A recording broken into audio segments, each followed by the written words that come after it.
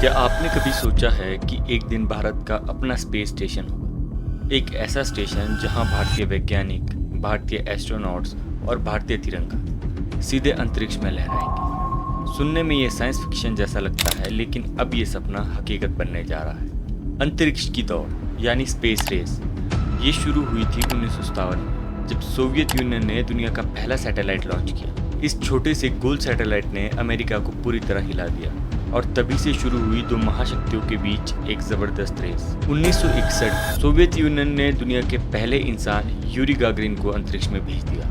फिर 1969 में अमेरिका ने बाजी पलट दी और नील आर्मस्ट्रॉन्ग चांद पर कदम रखने वाले पहले इंसान बन गए। इस बीच दोनों देशों ने अरबों डॉलर खर्च करके अंतरिक्ष स्टेशन और मिशन बनाए। अब सोचिए, जब दुनिया अंतरिक्ष में छलांग लगा रही थी तो भारत कहाँ? उस समय भारत एक गरीब, नए नवेले आज़ाद देश के रूप में अपनी बुनियादी ज़रूरतें पूरी कर रहा था। लेकिन भारत ने हार नहीं मानी।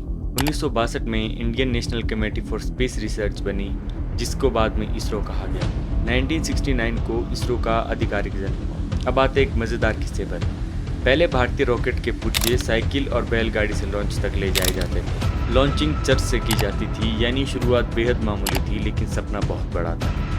1975 में भारत ने सोवियत यूनियन की मदद से अपना पहले सैटेलाइट आर्यभट्ट लॉन्च किया। फिर 1980 में पहला स्वदेशी सैटेलाइट रोहिणी PSLV से भेजा गया। इसके बाद भारत ने धीरे धीरे दुनिया को चौंकाना शुरू कर दिया। फिर 2008 में चंद्रयान 1 चांद पर पानी की खोज। फिर 2013 में मंगलयान, पहली कोशिश में मंगल तक पहुंचना और सबसे कम बजट में। यानी जिस भारत को कभी गरीब देश कहकर नजरअंदाज किया जाता था, वही भारत आज अमेरिका और चीन को टक्कर दे रहा है। 23 अगस्त 2025 को प्रधानमंत्री मोदी ने कहा, बहुत दूर की बात नहीं, भारत जल्दी अपना स्पेस स्टेशन बनाएगा। यह बयान सिर्फ राजनीतिक नहीं, बल्कि इसरो के वैज्ञानिकों के लिए नई चुनौती है। इसरो पहले ही चंद्रयान, गगनयान, मंगलयान जैसे मिशन कर चुका है। अब लक्ष्य है अपना स्पेस स्टेशन। अंतरिक्ष में लंबे समय तक प्रयोग और भविष्य में स्पेस टूरिज्म। क्यों जरूरी है आखिर अपना स्पेस स्टेशन?